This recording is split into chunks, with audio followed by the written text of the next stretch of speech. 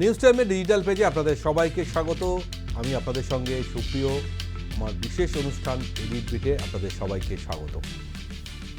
অভিষেক বন্দ্যোপাধ্যায় বারবার বিদেশে যাওয়ার জন্য আদালতের কাছে আবেদন করেন, কারণ তার চোখের চিকিৎসার জন্য। কিন্তু আজ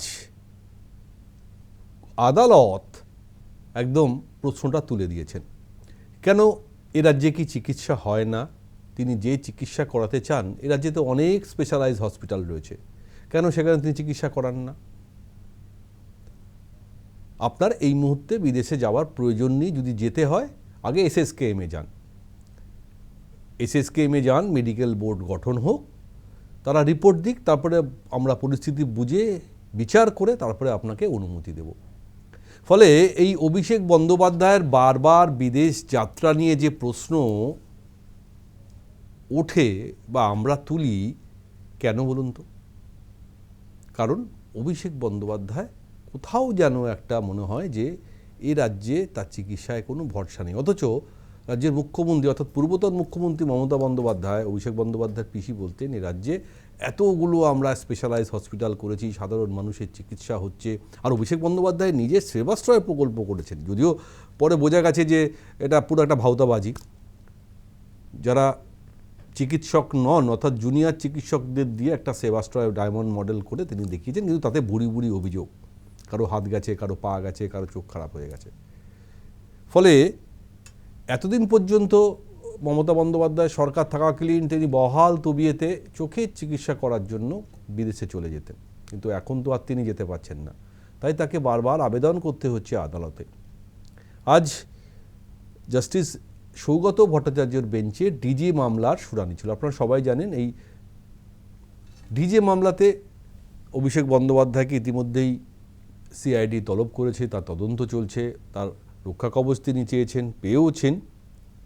কিন্তু সেই মামলা চলাকালীনই তিনি অর্থাৎ অভিষেকের আইনজীবী আদালতের কাছে অর্থাৎ বিচারকের কাছে আবেদন করেন, আমার মক্কেল বিদেশে যাবেন তার চোখের চিকিৎসার জন্য। আর সেখানেই অবজেকশন তোলেন বিচারপতি সৌগত ভট্টাচার্য। কেন বলুন তো বারবার বিদেশে যাওয়ার কথা বলেন কেন? অনেকে তো ভাবেন যে তিনি হয়তো পালিয়ে যাবেন, কিন্তু সরকারি কৌশলী কিন্তু বারবার সেই জায়গায় আটকেছেন, কারণ অভিষেক বন্দ্যোপাধ্যায়ের এই বিরুদ্ধে এই মুহূর্তে অনেকগুলো কেস চলছে, ইনভেস্টিগেশন চলছে। এক, রাজ্য পুলিশের আন্ডারে, দুই, ইডি সিবিআইয়ের আন্ডারে। ফলে তাকে এত সহজে ছাড়পত্র দেওয়াটা ঠিক হবে না। তবে এটা ঠিক, এর আগে পর্যন্ত আদালত কখনোই প্রশ্ন তোলেননি, আজ কিন্তু তুলতে বাধ্য হয়েছেন। কারণ এই রাজ্যের চিকিৎসা ব্যবস্থা যথেষ্ট ভালো। শুধু এ রাজ্য নয়, তিনি যে চোখের চিকিৎসা করাবেন এ রাজ্যে ছাড়াও ভারতবর্ষের আরও অন্যান্য অনেক রাজ্য রয়েছে, হায়দ্রাবাদ রয়েছে, মুম্বাই রয়েছে, ব্যাঙ্গালোর রয়েছে, সেখানে কেন যাচ্ছেন না? শুধু তাকে বিদেশে অর্থাৎ আমেরিকা যেতে হবে? এখন আমেরিকা যাওয়ার যদি কারণ অন্য হয় সেটা তো আলাদা, কারণ কেঁচো খুঁড়তে তো কেউটে একের পর এক বেরোচ্ছে। কোথাও ভানুতুয়া দ্বীপের নাম চলে আসছে, আবার কখনো কেম্যান দ্বীপ অর্থাৎ ক্যারিবিয়ান দ্বীপপুঞ্জি এমন একটা কেম্যান দ্বীপের নাম শোনা যাচ্ছে যেখানে নাকি তৃণমূলের অনেক টাকা রাখা আছে, যে টাকা থেকে কেয়ারওয়েল এভিয়েশন, যেখানে অভিষেক বন্দ্যোপাধ্যায় জেট বা হেলিকপ্টার চড়েন, তাদেরকে বরাদ দেওয়া হয়েছে।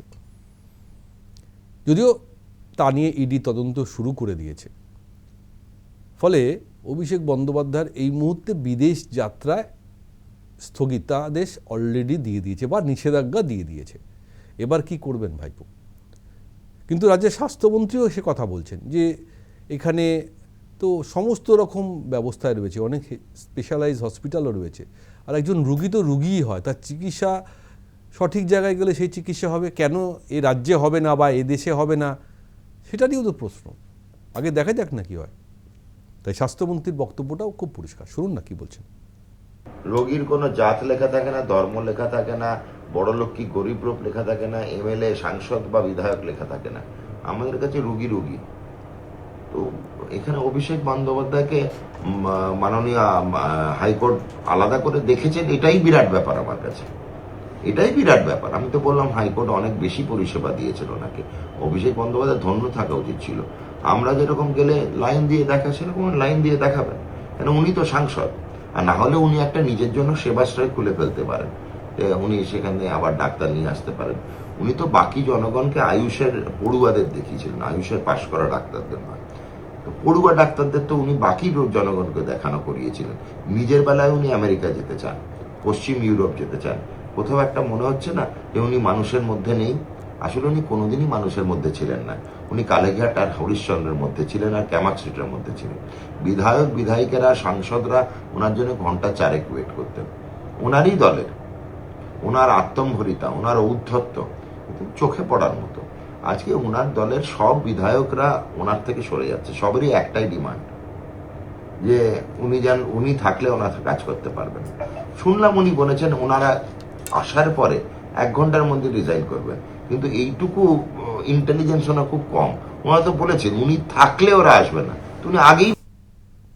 আমরা শুনছিলাম স্বাস্থ্যমন্ত্রী শরদত্ত মুখোপাধ্যায়ের বক্তব্য। রুগী রুগীই হয়। তো তাদের জানা উচিত ছিল যে চিকিৎসা করানোর জন্য অনেক পন্থা অবলম্বন করা যায়, আর তিনি মানুষের সঙ্গে জনবিচ্ছিন্ন। অর্থাৎ সাধারণ মানুষ যে চিকিৎসা পায় সে চিকিৎসা তো তারও পাওয়া উচিত। কেন তিনি সেখানে যান না? সরকারি হাসপাতালে কেন যান না? বা এখানে অনেক বেসরকারি বড় বড় নার্সিংহোম রয়েছে, হসপিটাল রয়েছে, সেখানে কেন যান না? সেখান থেকে কেন রিপোর্ট এনে দেন না? এখন তো ধরা পড়ে গেলেন। এবার তো এসএসকেএমে মেডিকেল বোর্ড গঠন করে তার চোখে ঠিক কী হয়েছে তার পুঙ্খানুপুঙ্খ টেস্ট করে তো একটা রিপোর্ট দেবে। যদিও 2016 সালে তার চোখে একটা দুর্ঘটনা থেকে চোখে আঘাত লেগেছিল, তারপর থেকে তিনি অনেকবার বিদেশে গেছেন চিকিৎসা করাতে। গেছেন, তার টাকা পয়সা নিশ্চয়ই আছে, বিদেশে গেলে তো আর বিনা পয়সায় যাওয়া যায় না। এর আগে বহাল তবিয়তে গেছেন, কিন্তু যবে থেকে তার বিরুদ্ধে বিভিন্ন অভিযোগ এসছে, যেগুলো সবই তদন্ত সাপেক্ষ, ফলে তাকে দেশ ছাড়া বারণ তার। ফলে আদালতের মাধ্যমে তিনি চেষ্টা করছিলেন যদি বিদেশে আরও একবার যাওয়া যায়, কিন্তু বিদেশে যে গেলে তিনি ফিরবেন তা নিয়েও কিন্তু অনেকেই প্রশ্ন তুলছেন। ফলে তাকে আর বিদেশ যাওয়া যাবে না বা যেতে দেওয়া যাবে না। ফলে একই তো এই সামনে 21শে জুলাই নিয়ে তৃণমূলের অন্দরে নানান প্রশ্ন, দল ভেঙে খান খান। কালীঘাট তৃণমূল কীভাবে আগামীকাল 21শে জুলাই পালন করবে তা নিয়ে যেমন একটা প্রশ্নচিহ্ন। তার মধ্যে আজ মুখ্যমন্ত্রী শুভেন্দু অধিকারী 21শে জুলাইয়ের কমিশনের রিপোর্ট সামনে এনে দেওয়ায় মমতা বন্দ্যোপাধ্যায়ের তঞ্চকথা সামনে এসে গেছে যে কীভাবে শহীদ পরিবারকে বঞ্চিত করা হয়েছে ক্ষতিপূরণের দিক থেকে। তার মধ্যে অভিষেক বন্দ্যোপাধ্যায় পগার পার হওয়ার চেষ্টা, কিন্তু কোনো লাভ নেই। এবার আদালত একেবারে হাতে নাতে ধরে ফেলেছে। যা মমতা বন্দ্যোপাধ্যায় থাকলেন তিনি খুব সুন্দরভাবে নিপুণভাবে করতেন, এবার সরকার বদলের পর সব কিছুই বদলে গেছে। এবং তার বিরুদ্ধে ওঠা এতগুলো অভিযোগ, তার তদন্ত চলছে, তারও তো রিপোর্ট আসা বাকি। কিভাবে তিনি সেখান থেকে বাঁচবেন? ফলে সাধারণ মানুষ, আপনি একজন সাংসদ, অবশ্যই সেই সম্মান আপনার জন্য থাকবে, কিন্তু চিকিৎসা ব্যবস্থা আর 4টে সাধারণ মানুষ এ রাজ্যের যেভাবে পেয়ে থাকেন, আপনাকেও সেটা পেতে গেলে সেখানে যেতে হবে, সরকারি হাসপাতালে যেতে হবে, বা বেশ কিছু বেসরকারি নামকরা হসপিটাল আছে সেখানে যেতে হবে। সেখানকার রিপোর্ট আগে নিন, দেখুন এখানে চিকিৎসা হয় কি না। চিকিৎসা না হলে তখন তো আপনি আদালতের দ্বারস্থ হতে পারবেন, কিন্তু তার আগে থেকেই কেন আপনি বিদেশে যাওয়ার কথা বলছেন? যাই হোক, সব মিলিয়ে অভিষেক বন্দ্যোপাধ্যায়ের সময়টা বোধহয় খুবই খারাপ যাচ্ছে। ডিম থেরাপির পর থেকে একের পর এক মামলা, কখনো সই বিতর্ক, কখনো ডিজে মামলা, কখনো লিপস অ্যান্ড বাউন্সের নিয়োগ দুর্নীতি, সেবাশ্রয়ের 2 নম্বরই, যেখানে জুনিয়র ডাক্তারদেরকে ডাক্তার সাজিয়ে এনে সাধারণ মানুষের চিকিৎসা করতে গিয়ে কারো হাত, কারো পা, কারো চোখ নষ্ট হয়ে গেছে। তার দায়গুলো কে নেবে? ফলে কোথাও না কোথাও মানুষের কাছে পৌঁছাতে হবে। নওশাদ সিদ্দিকী কিন্তু খুব ভালো একটা বক্তব্য দিয়েছেন আজ বিধানসভায়, আইএসএফ বিধায়ক। তো আপনি তো বিদেশে অনেকবার গেছেন অভিষেক বন্দ্যোপাধ্যায়, সেখানকার ফেসিলিটি আপনি দেখে এসছেন, জেনে এসছেন, কেন সেগুলোর ব্যবস্থা এখানে করেননি? খুব সুন্দর প্রশ্ন তুলেছেন, শুনুন কি বলছেন নওশাদ। বছর 2 আগে যখন প্রথম জানাজানি হয়েছিল চোখের চিকিৎসার জন্য আমেরিকা যাচ্ছে, অনেকে টিপ্পণী কেটেছিল। আমি বলেছিলাম যে উনি যাচ্ছেন, গিয়ে ওই যে টেকনোলজি আছে, পরিষেবা আছে, সেটাকে অ্যাডাপ্ট করে নিয়ে এসে ওয়েস্ট বেঙ্গলে তার পিসিকে অর্থাৎ মুখ্যমন্ত্রীকে বলে পশ্চিমবঙ্গে চালু করা হোক। যদি অভিষেকবাবু ওই সময় আমার কথাটা যদি একটু সাজেশন হিসাবে নিতেন, তাহলে আজকে ওনাকে বিদেশ যেতে লাগতো না, এখানে চিকিৎসার পয়সা উনি পেয়ে যেতেন। সত্যি তো নৌশাদের এই সাজেশনটা তো নেওয়া উচিত ছিল, নিলে তো আজকে তাকে আর বিদেশ যাওয়ার জন্য আদালতের দ্বারস্থ হতে হতো না। নৌশাদের মতন এই বাংলার অনেক সাধারণ মানুষ একই কথা বলবেন। অভিষেক বন্দ্যোপাধ্যায় কি সেটা শুনছেন? এখন শোনার মতন পরিস্থিতি কি তার আছে? এটাও ঠিক কথা। তিনি সামনে বাদল অধিবেশন, সেখানে তাকে যেতে হবে, সেখানে আবার বসতে হবে সুদীপ বন্দ্যোপাধ্যায়ের পিছনে। তিনি যে বিরোধী দলনেতা ছিলেন তৃণমূল কংগ্রেসের, সেটাও তো তার হাতছাড়া হয়ে গেল। এখন এনসিপিআই যারা বিক্ষুব্ধ তৃণমূল সাংসদ, তারা প্রথম বেঞ্চে দখল করলেন, আর পড়ে থাকা 8 জন বা 9 জন কালীঘাট তৃণমূল, তাদের জায়গা হলো তার পিছনে। এটাও তো মেনে নিতে খুবই কষ্ট হচ্ছে। যদিও ওখানে যারা বিরোধী দল আছে তারা প্রতিবাদ করেছেন, কেন এনসিপিআইকে সেই তকমা দেওয়া হলো, কেন এখনও স্পিকার তাদেরকে স্বীকৃতি দেয়নি, তাদেরকে সর্বদল বৈঠকে কেন ডাকা হলো, কেন তাদেরকে বেঞ্চ, আলাদা বেঞ্চ দেওয়া হচ্ছে। এইসব তো রাজনীতি সর্বভারতীয় স্তরে চলছে, চলবে। আগামী দিন বাদল অধিবেশনে অনেক খবর হবে। কিন্তু অভিষেক বন্দ্যোপাধ্যায় এবার কি করবেন সেদিকে আমাদের নজর থাকতে হবে, কারণ আদালত একেবারে অবজেকশন দিয়ে দিয়েছে, বিদেশে আর যাওয়া হবে না। তার আগে এখানকার হসপিটাল থেকে মেডিকেল বোর্ড গঠন করে তার রিপোর্ট দিতে হবে, এবং সেটা এসএসকেএমে। আমরাও নজর রাখবো অভিষেক বন্দ্যোপাধ্যায় এবারে কি সত্যি সত্যি এসএসকেএমে যাবেন, দেখতে হবে, এবং কী রিপোর্ট আসে সেদিকেও নজর রাখতে হবে। অনুষ্ঠান শেষ করব। ভিউয়ার্স পোলের মাধ্যমে আপনারা আপনাদের মতামত আমাদেরকে পোস্ট করতে পারেন। আমি আপনাদের প্রশ্ন রাখবো, সেই প্রশ্নের উত্তর আপনারা দিলে আপনাদের সামনে আমরা শেয়ার করব।